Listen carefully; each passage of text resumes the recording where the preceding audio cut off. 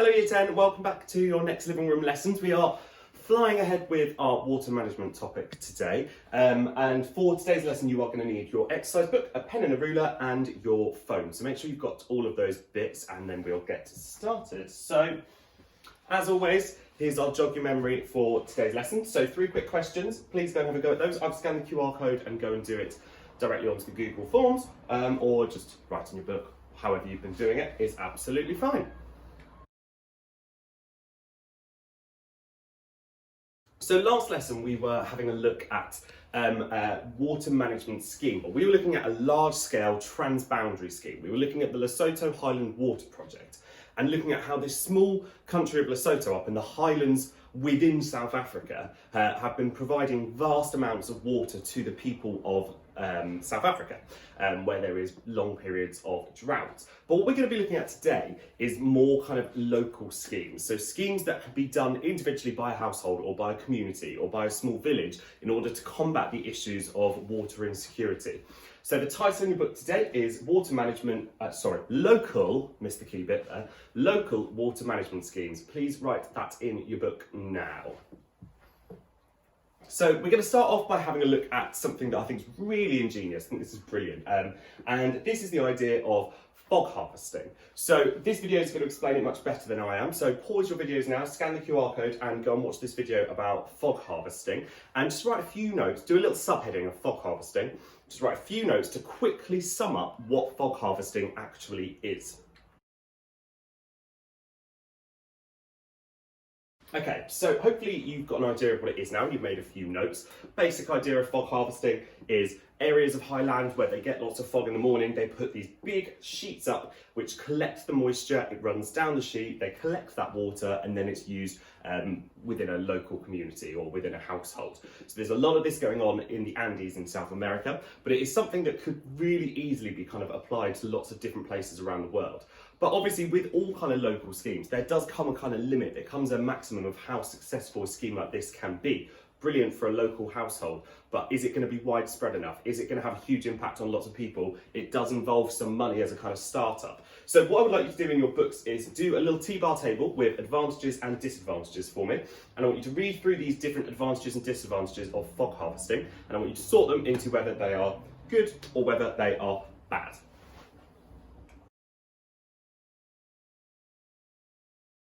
Okay, so let's go through these very quickly together. So it's not foggy every day, it's obviously a disadvantage. They can't rely on it being consistent all the time. Many rural areas do not have pipe supply from a reservoir. So this is an advantage of fog harvesting because it's saying that because a lot of rural areas don't have piped water, this is a good way for them to get access to water. Fog harvesting technology does not need any electrical energy, so this is obviously a huge advantage. So those more rural, poorer communities in a lot of our low-income or newly industrialised countries will be able to benefit from this strategy without having to supply their own electricity for it, which is obviously, again, if they haven't got pipe supply of water, odds are they don't have access to mains electricity. The nets and poles are relatively cheap to buy. Again, another positive, so it's really cheap to get started. And repairs are essential as nets are easily torn by the wind. So this is obviously a disadvantage. So, you know, you need to be able to give it the time because actually you might find that your nets get damaged and you need to be able to maintain them. So people do need to be able to invest some time into them. Repairs are easy to make and they require little training. So there's your positive. So although you need to invest in repairs, you don't need much training to do it and they're fairly straightforward.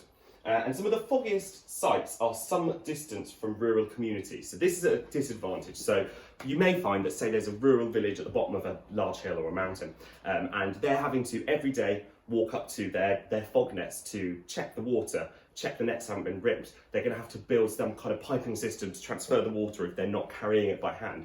So whilst, yes, it can benefit rural communities, as I've said, the kind of thread throughout this is it take a bit of time to invest because you have to be able to maintain it. You might have to do an hour-round walk every day in order to go and check them or twice a day. So they are a brilliant local strategy, but there are obviously some issues also associated with it. So another really solid way of local people, local communities collecting water is through rainwater harvesting. So here is an image of a house in Sri Lanka where they have been doing some successful rainwater harvesting. And what they've done is they have built this large kind of vat to collect water, and then they've set up a system of pipes and gullies to collect that rainwater. So rainwater harvesting is another really good way to be able to collect water for local people without having to invest in huge amounts of money. But obviously there are going to be some issues associated, again, with this rainwater harvesting. What happens if this area is in a period of drought? What happens if the rainwater is slightly acidic or slightly contaminated? What happens if their vat gets contaminated? What happens if they are collecting too much water?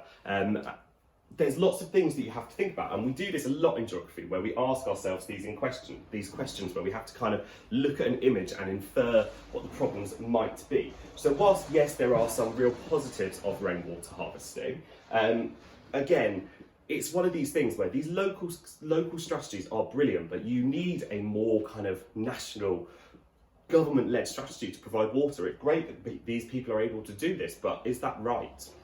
Get a bit deep there on a morning, aren't I? So, last thing we're going to do today, slightly shorter lesson today, is we are going to now compare one of these local schemes, so the rainwater harvesting, to our large-scale water transfer scheme. So we again do a lot of this in geography. This really comes into play in our paper 2, where we do our decision making, where we're having to weigh up different options.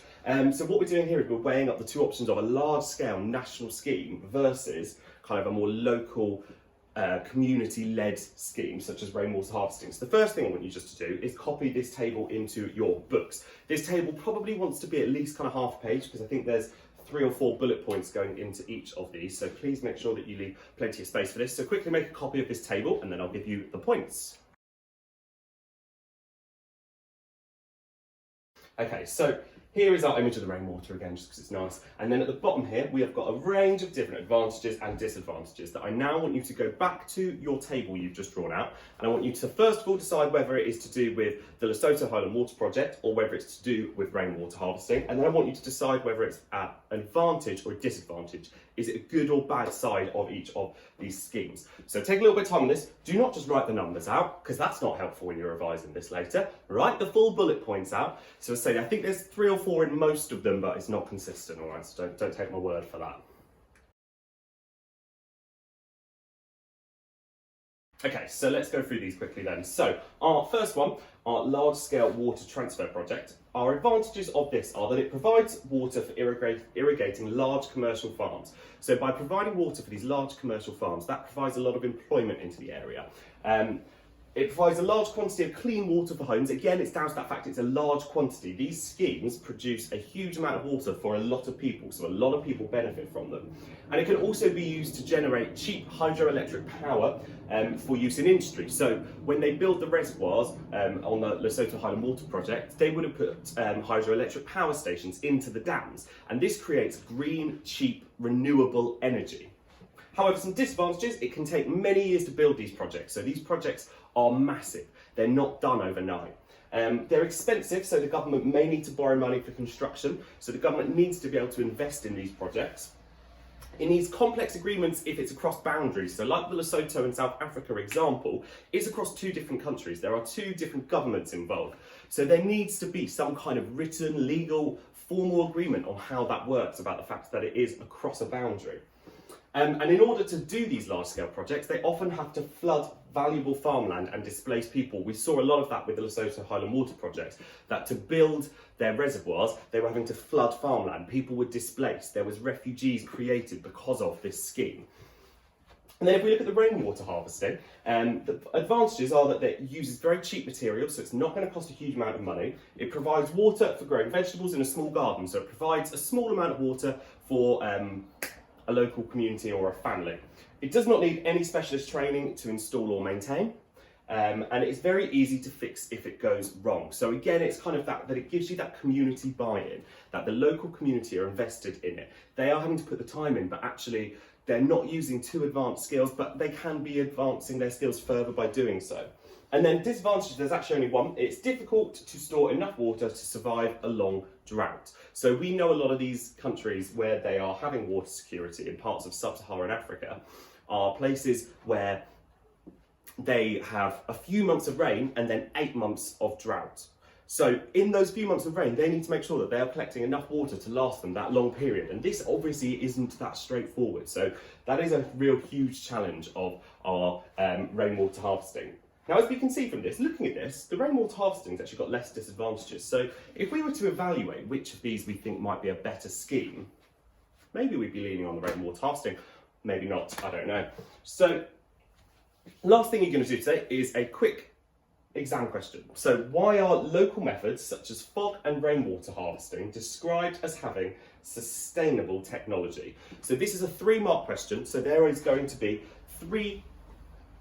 1 point fully elaborated, so 1 P paragraph. So you're going to have a and like being back at primary school, isn't it? So in your P, you're going to be making your first point. So you could say rain, water, harvesting is sustainable